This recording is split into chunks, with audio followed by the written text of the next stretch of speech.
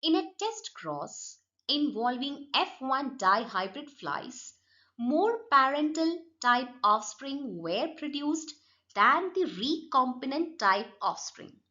What does this indicate? Option A, the two genes are located on two different chromosomes.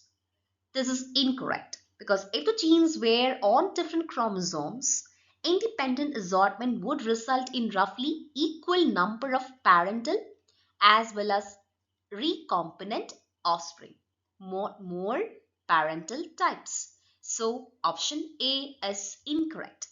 Option B, chromosomes failed to separate during meiosis.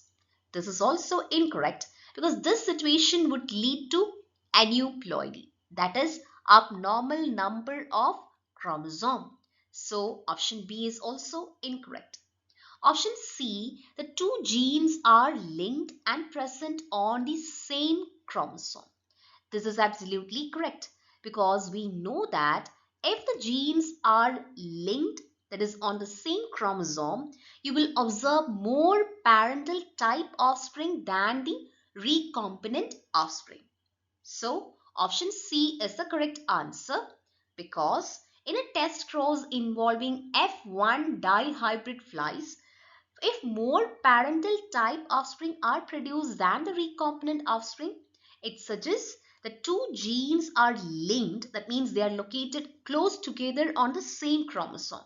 So this proximity reduces the likelihood of recombination between them during meiosis, leading to a higher frequency of parental combinations. So option C is the correct answer. Option D, both of the characters are controlled by more than one gene. So this could be true because the key observation of more parental type offspring suggests gene linkage, but not the involvement of multiple genes for each character. So that means option D is also incorrect. The correct answer is option C.